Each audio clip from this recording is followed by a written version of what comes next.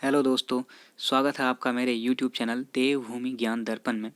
तो जैसा कि मैंने आप लोगों से बोला था, जल्द ही कवि परिचय की एक सीरीज हम शुरू करेंगे, जिसके अंतर्गत यूके ट्रिपल एससी के सिलेबस में दिए हुए सारे कवि परिचय को हम देखेंगे यहाँ पे। ठीक है, तो आज इस सीरीज का ये पहला वीडियो है, जिसके अंतर्गत हम लोग देखेंगे कि यूके ट्रिपल एससी के हिंदी के सिलेबस में जो साहित्य वाला भाग है उसमें कौन कौन से कवि दिए हैं और कौन कौन से हमें कवर करने हैं। ठीक है, तो जैसा कि आप जानते ही हैं, जो आपका अभी पुलिस कांस्टेबल का एग्ज़ाम हुआ था, पटवारी लेखपाल का जो एग्ज़ाम हुआ था, यहाँ पर साहित्य से बहुत सारे क्वेश्चन बन रहे हैं। ठीक है, इवन आपके पुलिस कांस्टेबल के एग्ज़ाम में तो 5 क्वेश्चन देखने को मिले थे। तो साहित्य और कवि परिचय वाला जो ये पोर्शन है आपके लिए बहुत ज़्यादा इंपॉर्टेंट हो जाता है। ठीक, अभी यूके ट्रिपल एससी के सिलेबस के अकॉर्डिंग है, इसीलिए ये आपका आने वाले फॉरेस्ट गार्ड एग्ज़ाम, 12 फरवरी वाले पटवारी लेखपाल और इसके बाद पुलिस एसआई का जो एग्ज़ाम है उसके लिए महत्वपूर्ण होगी ये सीरीज। ठीक है, तो आज इसका पहला वीडियो है, इसलिए हम इसमें कुछ कवियों को देखेंगे, बाकी ये सीरीज चलती रहेगी और इसके सारे कवि जो यूके ट्रिपल एससी के सिलेबस में दिए हैं हम सभी खत्म करेंगे। ठीक है, तो चलिए स्टार्ट करते हैं इस वीडियो की। तो सबसे पहले हम देखते हैं कि आपका जो यूके ट्रिपल एससी का सिलेबस है इसमें कौन कौन से कवि दिए गए हैं। ठीक है, तो अगर हम देखें यहाँ पर तो इसको 2 खंडों में बांटा गया है। ठीक है, पहला आता है आपका गद्य खंड और दूसरा आता है पद्य खंड। तो गद्य कहने का अर्थ है आपका जहाँ पर कहानियाँ होती हैं, उपन्यास होते हैं, कथाएं होती हैं। ठीक है, और पद्य कहने का अर्थ है आपका जहाँ पर काव्य होता है, यानी कि कविताएं हैं। ठीक है, गीत हैं, इस टाइप की चीज़ें। तो गद्य खंड के अंतर्गत हमने कौन कौन से कवर करने हैं, पहले आते हैं मन्नू भंडारी। ठीक है, दूसरे हैं शेखर जोशी, मनोहर श्याम जोशी, महादेवी वर्मा। ठीक है, ये तो बहुत ही ज़्यादा इंपॉर्टेंट है, यहाँ से क्वेश्चन हमेशा ही बनते हैं। ठीक, इसके अलावा शैलेश मटियानी, गौरा पंत शिवानी, राहुल सांकरतैन। ठीक है, और अगर देखें तो इसमें कुल 11 कवि हैं। मुंशी प्रेमचंद बहुत ज़्यादा इंपॉर्टेंट, ठीक है, मोस्ट इंपॉर्टेंट। हजारी प्रसाद द्विवेदी, यहाँ से ही क्वेश्चन बना हुआ था। ठीक, और पीताम्बर दत्त बर्थवाल तथा हरिशंकर परसाई। ठीक है, तो इसे सुधार लें, बर्थवाल है। ठीक है, इसी प्रकार अगर आप देखते हैं इसके अंतर्गत पद्य खंड के अंतर्गत, तो यहाँ पर आप देखेंगे राजेश जोशी, मंगलेश डबराल, जयशंकर प्रसाद, माखनलाल चतुर्वेदी, सुमित्रा नंदन पंत, गजानन माधव मुक्तिबोध, सूर्यकांत त्रिपाठी निराला। ठीक है, कबीर दास, सूरदास, मीराबाई। ठीक, और रसखान। ठीक है, और तुलसीदास। ठीक है, रसखान, तुलसीदास। तो ये 12 कवि हैं। तो अगर आप पूरा देखें तो 11 कवि आपके गद्य खंड में दिए हैं और 12 कवि आपके पद्य खंड में, तो टोटल ये हो जाते हैं 23। ठीक है, तो हम 23 के 23 कवि यहाँ पर कवर करेंगे। उसके लिए अलग अलग वीडियो जाएंगी, आप सभी वीडियोज़ को ज़रूर फॉलो करें, ये आपके लिए बहुत ज़्यादा हेल्पफुल होने वाली हैं। यहाँ पर हम कवि परिचय देखेंगे और उनकी रचनाओं को देखेंगे। ठीक है, साथ ही साथ मैं आपको ट्रिक भी बताऊँगा कि कैसे आप ज़्यादा से ज़्यादा रचनाएँ किसी कवि की याद रख सकते हैं। ठीक है, तो चलिए वीडियो स्टार्ट करते हैं। तो सबसे पहला जो आता है ये है मन्नू भंडारी जी। तो सबसे पहले मन्नू भंडारी का जीवन परिचय देखते हैं। ठीक है, बहुत ज़्यादा इंपॉर्टेंट है, हाल ही में इनका निधन हुआ है, तो बहुत ज़्यादा संभावनाएं हैं कि यहाँ से कोई इनका रचना जो है दे दे या फिर कवि परिचय बन जाए। ठीक, तो चलिए स्टार्ट करते हैं। जन्म की बात करें तो इनका जन्म 3 अप्रैल 1931 को भानपुरा मध्य प्रदेश में हुआ था। ठीक है, ये उत्तराखंड की नहीं है, ये भानपुरा मध्य प्रदेश में इनका जन्म हुआ था, ये ध्यान रखें। कब? 1931 में। अब जो यूके पीएससी है इसकी एक खासियत है कि कोई अगर ऐसे डेट वाला क्वेश्चन पूछता है तो उसमें डेट के साथ पूछता है, इसलिए मैंने यहाँ पे डेट के साथ इंक्लूड किया है, 3 अप्रैल 1931, आप लोग याद रखें। ठीक है, पिता थे सुख संपत राय, जो कि अपने आप में प्रसिद्ध कवि थे। ठीक है, पति हैं राजेंद्र यादव, इनने इनके साथ मिलकर कुछ रचनाएं की हैं, उस पर हम आगे बात करेंगे। ठीक है, कार्य क्षेत्र बहुत ही ज़्यादा इंपॉर्टेंट है। कार्य क्षेत्र कहने का अर्थ है विधाएं। ठीक है, कि कौन कौन सी विधाओं में ये रचनाएं करती थी, यहाँ से बहुत बार क्वेश्चन बने हुए हैं, तो आप इसे भी ध्यान रखेंगे। इनके तो कुछ खास है नहीं, ये लेखिका हैं। ठीक है, सभी को पता है, कहानीकार और उपन्यासकार हैं। ठीक है, ये बहुत ज़्यादा इंपॉर्टेंट है। मूल नाम, इनका मूल नाम था महेंद्र कुमारी। ठीक है, क्वेश्चन कुछ इस तरीके से बनता है कि मन्नू भंडारी का बचपन का नाम क्या था या फिर उनका मूल नाम क्या था, तो आप ध्यान रखेंगे इनका मूल नाम था महेंद्र कुमारी। ठीक है, अब इनकी कुछ रचनाएं देखते हैं। उससे पहले आप लोग ये चीज़ ध्यान रखें कि इनकी आत्मकथा जो है, ठीक है, मन्नू भंडारी जी की आत्मकथा किस नाम से है? एक कहानी यह भी। ठीक है, ये बहुत ज़्यादा इंपॉर्टेंट है, याद रखेंगे। तो अब इनकी प्रमुख रचनाओं की बात कर लेते हैं। इनने उपन्यासकार हैं, कहानीकार हैं, ठीक है, गद्यकार हैं, तो इनने सभी विधाओं की रचनाएं की हुई हैं यहाँ पे। तो सबसे पहले जो कि सबसे ज़्यादा इंपॉर्टेंट है, इनके उपन्यासों की हम लोग बात करते हैं। ठीक है, तो सबसे पहले उपन्यास अगर देखें तो इनके 5 या 6 उपन्यास हैं जो बहुत ज़्यादा इंपॉर्टेंट हैं और एग्जाम में यहीं से क्वेश्चन बनता है। ठीक, तो उपन्यास की बात करें, पहला आता है आपका बंटी, 1971 में लिखी गई एक कहानी। ठीक है, जो कि बहुत ज़्यादा इंपॉर्टेंट है। ये जो बंटी है, इस कहानी में आपका तलाकशुदा एक परिवार के बारे में बताया गया है, यानी कि तलाक के बाद जो बच्चा होता है उस बच्चे के जो जीवन शैली है उस पर क्या प्रभाव पड़ता है, ठीक है, वो कितना ज़्यादा परेशान होता है, क्योंकि पति पत्नी अलग हो गए, ठीक है, दोनों अपने अपने उसमें चले गए अपने गुस्से की वजह से या अपने झगड़े की वजह से, लेकिन इसकी त्रासदी से जो बच्चे हैं वो बीच में वो घुटते रह जाते हैं। तो उसके बारे में जिक्र किया गया है आपका बंटी में, ठीक। 1 इंच मुस्कान अगला उपन्यास है। अगला है महाभोज, ठीक है, एक कहानी यह भी, कलवा और स्वामी। तो ये इनके कुछ उपन्यास हैं जिन्हें याद करने के लिए बड़ी आसान सी ट्रिक है, मैं आप लोगों को बता रहा हूँ और आप लोग इसे नोट कर लें, ठीक है, इसको याद करने की ट्रिक। तो देखिए आप लोग जैसा मैं बोलूँ वैसा ही लिख लें। कलवा स्वामी सुनो एक कहानी, ठीक है। आप किसी शादी के फंक्शन में गए हैं और वहाँ पर आपका एक दोस्त है कलवा, ठीक है, तो उससे आप कह रहे हैं कलवा स्वामी सुनो एक कहानी, आपका बंटी तो भोज करते ही 1 इंच मुस्कान देकर चला गया। तो कलवा स्वामी सुनो एक कहानी, तो एक कहानी यह भी, ठीक है, आपका बंटी तो यानी कि आपका बंटी भोज करते ही अर्थात महाभोज 1 इंच मुस्कान देकर चला गया। तो ये सारे उपन्यास इसमें कवर हो जाते हैं, आप लोग इसे नोट कर लें, ठीक है, जिसको ज़रूरत है भाई, ठीक। अगला आता है कहानियाँ। अगर इनकी कहानियों की बात करें तो कहानियाँ इनकी काफ़ी प्रसिद्ध रही, जिनमें पहला है एक प्लेट सैलाब, ठीक है, मैं हार गई, यही सच है, आँखों देखा झूठ, त्रिशंकु, 3 निगाहों की एक तस्वीर, श्रेष्ठ कहानियाँ, नायक खलनायक, ठीक है, विदूषक और अकेली। जो ये अकेली है ये इनका एक नाटक है, एकांकी है, ठीक है, जिसकी मुख्य पात्र है सोमा बुआ। कई बार क्वेश्चन बना हुआ है मुख्य पात्रों से, जैसे आपका सबसे ज़्यादा बनता है यशोधर बाबू वाला, ठीक है, कि आपका सिल्वर वेडिंग कहानी का मुख्य पात्र कौन है। तो इसी प्रकार से यहाँ भी जो आपका अकेली है ये इनकी एकांकी है, इसलिए बन सकता है इससे क्वेश्चन कि इसका मुख्य पात्र कौन है। तो इसके मुख्य पात्र है आपका सोमा बुआ, ठीक है। अब इनको याद करने के लिए भी मैं आपको एक ट्रिक दे रहा हूँ, उसे आप लोग नोट कर सकते हैं, जो कि आपको काफ़ी हेल्पफुल होगी इनको याद रखने में, ठीक है। अब देखिए ट्रिक मैं इसलिए दे रहा हूँ ताकि आप उसे याद रख सकें, लेकिन ट्रिक को लिखना नहीं लिखना और याद करना आपके हाथ में है, ठीक है, इसके लिए कोई बाध्यता नहीं है भाई। तो लिखें, शुरू से हम चलेंगे एक प्लेट सैलाब से। तो मन्नू भंडारी जी कह रही हैं, किसी को अपनी व्यथा सुना रही हैं कि एक प्लेट सैलाब देखकर मैं अकेली हार गई, यही सच है, आपको आंखों देखा झूठ लग रहा होगा, लेकिन त्रिशंकु से 3 निगाहों की एक तस्वीर बनाकर देखो, तुम्हें नायक खलनायक और विदूषक की श्रेष्ठ कहानियाँ मिलेंगी, ठीक है। तो इस तरीके से एक ट्रिक बनाकर आप लोग इन सारी कहानियों को एक ही साथ याद रख सकते हैं, बाकी आपकी इच्छा है, ठीक है। आगे चलते हैं इनके नाटक पर। तो नाटक की बात करें तो इनने 2 नाटक लिखे थे, एक है आपका बिना दीवारों का घर, दूसरा है महाभोज का नाट्य रूपांतरण, ठीक है। अभी ऊपर मैंने आप लोगों को बताया कि जो एक आपका अकेली है ये भी इनका एक नाटक ही है, एकांक है, ठीक है, तो इसे भी इसी में इंक्लूड कर लें आप लोग। नेक्स्ट देखते हैं इनकी पटकथाएँ। पटकथाएँ काफ़ी ईजी हैं, ठीक है, रजनी, निर्मला, स्वामी और दर्पण, ये इनकी पटकथाएँ हैं। सबसे ज़्यादा चांस जो है पूछे जाने के वो या तो उपन्यास से पूछा जाता है या कहानियों से, ठीक है, तो ये ध्यान रखें। अब इनके कुछ इंपॉर्टेंट फैक्ट देख लेते हैं मन्नू भंडारी के बारे में, जो कि एग्ज़ाम में आ सकते हैं। तो पहला इंपॉर्टेंट है कि मन्नू भंडारी जो थी, मन्नू भंडारी का सबसे प्रसिद्ध उपन्यास है आपका बंटी, ठीक, जैसा कि मैंने अभी बताया, विवाह टूटने की त्रासदी में घुट रहे बच्चे को केंद्रीय विषय बनाकर लिखा गया है, ठीक। और ये जो उपन्यास है ये आपका धर्मयुग नामक पत्रिका में एक धारावाहिक के रूप में प्रकाशित होता था। कहने का अर्थ है कि थोड़ी सी कहानी अभी छपी आज के पत्र में, फिर थोड़ी कहानी अगले अंक में छपेगी, फिर उसके बाद अगले अंक में, इस तरीके से धारावाहिक के रूप में पत्र में धर्मयुग पत्रिका में छपती थी, ठीक है। अगला है महाभोज उपन्यास जो है ये नौकरशाही के बीच भ्रष्टाचार को उजागर करता है, ठीक है। तो जो महाभोज उपन्यास है इसमें क्या दिखाया गया है, जैसे आजकल हो रहा है भ्रष्टाचार नौकरशाही के बीच, ठीक है, तो नौकरशाही के बीच जो भ्रष्टाचार चलता है उसको उजागर किया गया है। और इसके जो मुख्य पात्र हैं ये हैं दा साहब, ठीक है, तो ये पूछा जा सकता है, इस बार के लिए इंपॉर्टेंट मान के चले, हो सकता है कि यही पूछ दे, ठीक है। तो नौकरशाही के बीच भ्रष्टाचार को उजागर करता है और इसके मुख्य पात्र कौन से, दा साहब। अगले उपन्यास की बात करते हैं, तो इनका एक उपन्यास है बहुत ज़्यादा इंपॉर्टेंट, 1 इंच मुस्कान, ठीक है। 1 इंच मुस्कान उपन्यास की जो रचना है ये मन्नू भंडारी और राजेंद्र यादव जी, ठीक है, जो कि इनके पति हैं, इन्होंने संयुक्त रूप से की थी साथ मिलकर, ठीक। अगला है आपका रजनी। रजनी इनका एक धारावाहिक है जो कि दूरदर्शन पर प्रसारित होता था। रजनी इनका एक नाटक था, ठीक है, जो कि दूरदर्शन पर धारावाहिक के रूप में प्रसारित होता था, ठीक।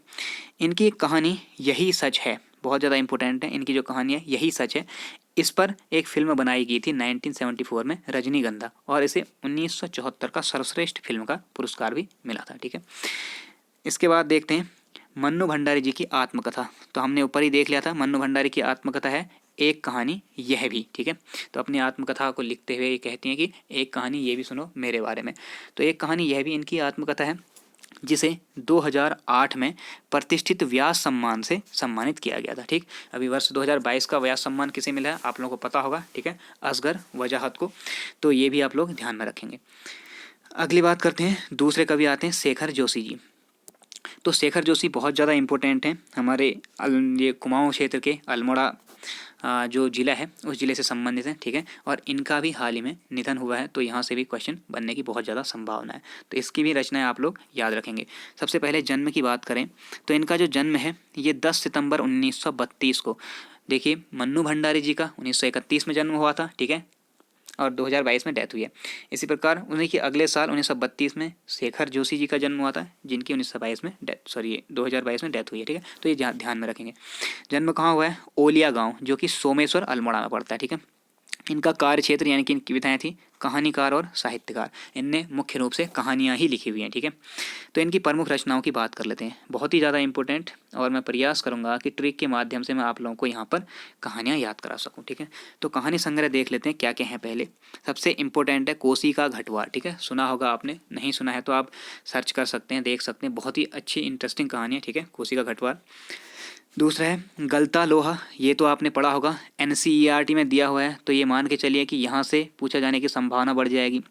एनसीईआरटी की रचना है गलता लोहा, जिसमें आपने देखा होगा कि जो मोहन लोहार है, ठीक है, ये अपने धौंकनी फूंक रहा है और ठक ठक की आवाज़ से लोहे को पीटता है, तभी आपका इनका जो दोस्त है जो कि शेखर जोशी जी हैं, ये इनके आफर में जाते हैं। तो ये सारी चीज़ें बताई गई हैं गलता लोहा में, बहुत ही अच्छी कहानी है, ठीक है। एनसीईआरटी में 9th-10th में आपने पढ़ी होगी, देख लेना।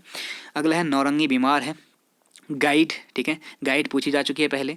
दाजू पूछी जा चुकी है, बहुत इंपॉर्टेंट, ठीक है। मेंटल, हलवाहा, किस्सा गो, मेरा पहाड़, ठीक है, साथ के लोग, सहयात्री, बिरादरी, इसके अलावा आशीर्वचन, ठीक है, एक पेड़ की याद, और आपकी नेकलेस, निर्णय, बदबू, संवादहीन, बिड़ुआ, प्रथम साक्षात्कार, डांगरी वाले और बच्चे का सपना। तो ये इनकी कुछ प्रमुख कहानियां हैं, जहाँ से कई बार एग्जाम में सीधे क्वेश्चन बन जाते हैं कि ये किसकी रचना है, ठीक है, इस तरीके से। तो आप लोग इन्हें ध्यान रखेंगे। अब इनकी रचनाओं को याद करने के लिए मैं एक तरीका आप लोगों को बताता हूँ, छोटा सा, एक हल्की सी ट्रिक, ठीक है। अगर आपको सही लगे तो आप लोग उसे नोट जरूर करें। तो देखिए हम एक कहानी की तरह ही इसे पूरा देखेंगे, कोसी के घटवार से शुरू करेंगे और लास्ट तक, ठीक है, जितनी अधिक से अधिक रचनाएं हो सकती हैं हम कवर करने की कोशिश करेंगे। तो देखिए एक कहानी मैंने बना दी कि एक व्यक्ति है जो ये कोसी के घटवार में जाता है, घटवार को देखने पहली बार गया है, ठीक है, और उसकी तबीयत ख़राब हो जाती है वहाँ पर, ठीक। और उसके साथ जो गया है, जो गाइड उसे दिखाने के लिए ले गया है, वो गाइड थोड़ा सा पागल टाइप का है, तो इसलिए मज़े में रहता है। तो उसी की कहानी को ही बता रहे हैं। कहते हैं कि घटवार के गलते लोहे की बदबू से, ठीक है, घटवार के गलते लोहे की बदबू से, बदबू यहाँ पे दिया हुआ है, बदबू से नौरंगी बीमार है, ठीक। और हमारे गाइड दाजू जो कि मेंटल हैं, ये क्या कर रहे हैं, हलवाहे को किस्सा सुना रहे हैं कि मेरा पहाड़, साथ के लोग और मेरे सहयात्री, इनके प्रयासों से और आपका बिरादरी के आशीर्वचन से हमने एक पेड़ की याद में नेकलेस बनाने का निर्णय लिया, ठीक है। लेकिन संवादहीन बिड़वा प्रथम साक्षात्कार में ही डांगरी वाले बच्चे का सपना बनकर रह गया, ठीक है। तो ये इनकी रचनाएं हैं जिन्हें हमने एक साथ कवर कर लिया एक ट्रिक के माध्यम से। इस वीडियो को आप पॉज करके ट्रिक को लिख सकते हैं, ठीक। इसके बाद कुछ अन्य रचनाएं इनकी हैं, जिसमें आते हैं समर्पण, बहुत इंपॉर्टेंट है, ठीक है। चीटिके पर पूछी गई रचना है, इंपॉर्टेंट, याद रखेंगे। प्रश्नवाचक आकृतियाँ बहुत ज़्यादा इंपॉर्टेंट है, ध्यान रखेंगे, ठीक है। रास्ते, दौड़ और आखिर में मृत्यु, ठीक है। तो ये इनकी प्रमुख रचना है। अब इनके बारे में कुछ इंपॉर्टेंट फैक्ट देख लेते हैं। पहला आता है कि शेखर जोशी की रचनाओं में पहाड़ी जीवन का समावेश मिलता है। सीधा क्वेश्चन बनता है और पहले बना भी है, इसलिए इसे ध्यान में रखेंगे, ठीक है। जोशी जी की सबसे प्रसिद्ध जो कहानी रही ये है कोसी का घटवार, ठीक है। और इसमें जो कहानी लिखी गई है कोसी का घटवार में, ये एक फौजी जो कि रिटायर हो चुका है, उस गुसाई फौजी की कहानी और उसके गांव की एक लड़की लक्ष्मा की कहानी है, ठीक है। लक्ष्मा और गुसाई की प्रेम कहानी इसमें बताई गई है कोसी के घटवार में, ठीक। तो ये जब फौज में था तब की कहानी है, और जब ये रिटायर आता है तो उसके बाद एक घटवार खोल लेता है, जो कि अभी हमारे उत्तराखंड में जो चक्की है, ठीक है, उसी को घट्ट कहा जाता है, जो गांव की चक्की होती है, तो ये उसी घटवार की कहानी है। ठीक, अगला है इनकी प्रसिद्ध कहानी दाजू। इस पर बाल फिल्म सोसाइटी के द्वारा फिल्म भी बनाई गई है। ठीक है, तो ये भी आप लोग ध्यान रखेंगे, सीधे पूछा जा सकता है कि किस रचना पर बाल सोसाइटी के द्वारा फिल्म बनाई गई है, तो ये दाजू। ठीक, शेखर जोशी की रचना गलता लोहा। इस कहानी का मुख्य पात्र अभी मैंने आपको बताया मोहन है, ठीक है, जो कि एक लोहार है। अगला है शेखर जोशी ने अपनी कहानियों को नई कहानी आंदोलन का नाम दिया था, तो ये इंपॉर्टेंट है, ध्यान रखेंगे। इनकी कहानी मोस्ट इंपॉर्टेंट इफेक्ट है जो पूछा जाता है एग्जाम में, इनकी कहानी एक पेड़ की याद एक शब्द चित्र संग्रह है। तो सीधा सीधा क्वेश्चन बनेगा कि जो एक पेड़ की याद है ये किस विधा की रचना है, तो ये क्या है आपका शब्द चित्र संग्रह है, इसे आप लोग ध्यान में रखेंगे। अगला इनके कुछ पुरस्कारों की बात कर लेते हैं, इनको जो सम्मान मिले। उत्तर प्रदेश हिंदी संस्थान द्वारा वर्ष 1987 में जोशी जी को महावीर प्रसाद द्विवेदी सम्मान से सम्मानित किया गया था। ठीक है, इसके अलावा साहित्य भूषण 1995, पहल सम्मान 1997 और एक और सम्मान इन्हें मिला था श्री लाल शुक्ल सम्मान। ठीक, तो ये थे आपके शेखर जोशी। अब हम बात कर लेते हैं मनोहर श्याम जोशी जी की, बहुत ज़्यादा इंपॉर्टेंट। ठीक है, तो देखिए पहले जन्म की बात करते हैं। इनका जन्म जो है 9 अगस्त 1930 को कहाँ हुआ था, अजमेर राजस्थान में। ठीक है, लेकिन ये मूल रूप से अल्मोड़ा के ही निवासी थे और बाद में राजस्थान जाकर बस गए थे इनके पिता लोग। ठीक है, इनके पिताजी जो थे प्रेम बल्लभ जोशी जी। ठीक है, अगर इनके कार्यक्षेत्र की बात करें तो ये उपन्यासकार, संपादक, ठीक है, अर्थात इनने पत्रों को भी छापा था, इसके साथ साथ पटकथा लेखक भी रहे हैं, अर्थात इनके कुछ धारावाहिक, कुछ फिल्में भी बनी होंगी। ठीक है, इनके निधन की बात करते हैं तो इनका निधन 30 मार्च 2006 को हो गया था। ठीक, जबकि मनोहर श्याम जोशी ये शेखर जोशी और मन्नू भंडारी जी का इसी वर्ष हुआ है निधन। इनका एक कथन है बहुत इंपॉर्टेंट, मैंने अपनी अपेक्षाओं से कमतर लिखा है। ठीक, और आपने यूपीएससी का ट्रेंड देखा ही होगा, अभी एक कथन पूछा था आपका अट नहीं रही है वाला। ठीक है, तो ये इस प्रकार कथन पूछ देता है यूपीएससी, तो ध्यान रखना, मैंने अपनी अपेक्षाओं से कमतर लिखा है, किसका कथन है, मनोहर श्याम जोशी जी का। ठीक है, अब इनकी प्रमुख रचनाओं की बात कर लेते हैं। तो सबसे पहले वही अपना देखेंगे हम, उपन्यास सबसे इंपॉर्टेंट है। ठीक है, उपन्यास है इनके क्याप 2001 में लिखा हुआ, कसब। ठीक है, तो क्याप कसब ये कुमाऊनी बोली में बोले जाने वाले कुछ शब्द हैं। ठीक है, जैसे अगर आपको किसी से कहना है कि मुझे नहीं पता, तो आप कह देते हैं क्याप कसब, तो कुमाऊनी की रचना है क्याप और कसब, इंपॉर्टेंट है। ठीक, इसके साथ साथ कुरु कुरु स्वाहा, हमजाद, बुनियाद, टाटा प्रोफेसर, कौन हूँ मैं, हरिया हरकुलिस की हैरानी और उत्तराधिकारिणी। ठीक है, तो ये इनके प्रमुख उपन्यास हैं। अब इन्हें कैसे आप लोग याद रख सकते हैं, तो इनके लिए भी मैं एक तरीका बता सकता हूँ आपको, तो आप लोग उसे नोट कर सकते हैं। ठीक है, तो देखिए क्या है तरीका। हुआ ये कि टाटा प्रोफेसर जो हैं वो अचानक पगला गए, तो आप पूछते हैं हाँ भैया क्या हुआ क्या हुआ, और वहाँ मौके पर जाकर आप पूछताछ शुरू करते हैं कि हुआ क्या है। तो एक आपसे कहता है कि क्या भय कसुब भय कुरु कुरु स्वाहा कर दे, हरामजादा टाटा प्रोफेसर था। ठीक है, जिससे उसकी बुनियाद हिल गई और कहने लगा कि कौन हूँ मैं। ये देख के उसका उत्तराधिकारी बोला कौन, हरिया हरकुलिस। ठीक है, उसका उत्तराधिकारी हरिया हरकुलिस हैरान हो गया। तो इस तरीके से आप याद रख सकते हैं। ठीक है, अब इनके कुछ धारावाहिकों की बात कर लेते हैं। जैसे कि हमने बताया ये पटकथा लेखक भी थे, तो इनने कुछ रचनाएं की और जिनको धारावाहिक के तौर पर दूरदर्शन में प्रसारित किया गया। इवन आप लोग देखेंगे कि मनोहर श्याम जोशी इन्होंने ही दूरदर्शन पर धारावाहिकों की शुरुआत करवाई थी और इन्हीं की रचना जो है पहली बार धारावाहिक में 1982 में प्रकाशित हुई थी। ठीक है, तो देखते हैं कौन कौन से इनके धारावाहिक हैं। पहला है हम लोग। ठीक है, तो यही आपका प्रसारित हुआ था 1982 में।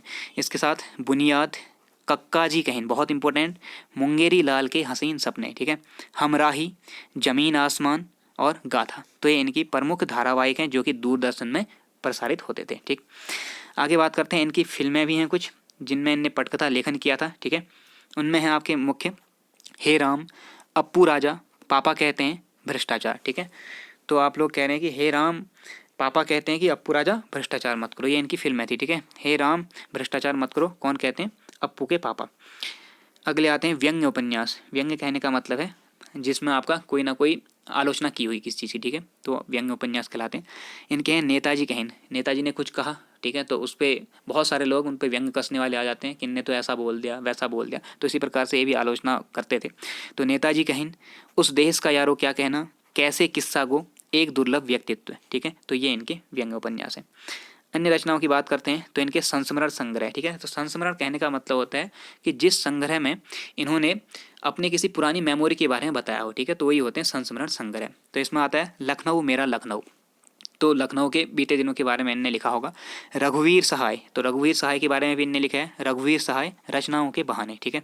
पटकथा लेखन एक परिचय, पश्चिमी जर्मनी पर एक उड़ती नज़र, पूछा गया क्वेश्चन है, ठीक है। चीन यात्रा, अगला है क्या हाल है चीन के, तो ये बहुत इंपॉर्टेंट है, ध्यान में रखना। अगला आते हैं इनकी कहानियाँ, बहुत ही ज़्यादा इंपॉर्टेंट, जो कि सबसे फेमस रही और एनसीईआरटी में दी हुई है, इसलिए ये और ज़्यादा महत्वपूर्ण हो जाती है। तो ये है आपकी सिल्वर वेडिंग, ठीक है, जिसके मुख्य पात्र हैं कौन, यशोधर बाबू, पहले क्वेश्चन बन चुका है, इसलिए बहुत ज़्यादा इंपॉर्टेंट है। तो सिल्वर वेडिंग कहानी में आपने पढ़ा ही होगा ये कि जो यशोधर बाबू होते हैं वो काफ़ी पुराने ख्यालात के हैं। इनकी जो बच्चे और इनकी पत्नी है वो नए ज़माने के अनुसार ढल जाते हैं, ठीक है। बिना बाह का ब्लाउज पहन रही है पत्नी, तो इनको काफ़ी दिक्कतें होती हैं, तो इससे इनके बीच मनमुटाव बन जाता है बच्चों के फैशन को, बच्चों के जो लाइफ स्टाइल है उसको लेकर। तो उसी पर ये कहानी बेस्ड है यशोधर बाबू की, तो उसे आप जरूर पढ़ें, बहुत ही ज़्यादा इंटरेस्टिंग कहानी है, ठीक है। अगला है मंदिर घाट की पैड़ियाँ और 10 प्रतिनिधि कहानियाँ, तो इनकी कहानी संग्रह है, ठीक। आगे देखते हैं इनके साक्षात्कार। तो साक्षात्कार दे रहे हैं अर्थात इंटरव्यू, तो वहाँ पर इनने रचना की थी बातों बातों में और 21वीं सदी, तो ये इनके साक्षात्कार हैं, ठीक है। अब मनोहर श्याम जोशी जी के बारे में कुछ इंपॉर्टेंट फैक्ट देख लेते हैं जो कि एग्जाम में पूछे जा सकते हैं। पहला आता है मनोहर श्याम जोशी ने टेलीविज़न में धारावाहिकों की शुरुआत करवाई, ये मैंने पहले बता दिया आपको, ठीक है। 1982 में इनका जो एक रचना थी हम लोग, ये पहली बार प्रसारित हुई थी एक धारावाहिक के तौर पर, ठीक है। तो धारावाहिकों की शुरुआत कराने का श्रेय मनोहर श्याम जोशी जी को ही जाता है, ठीक है।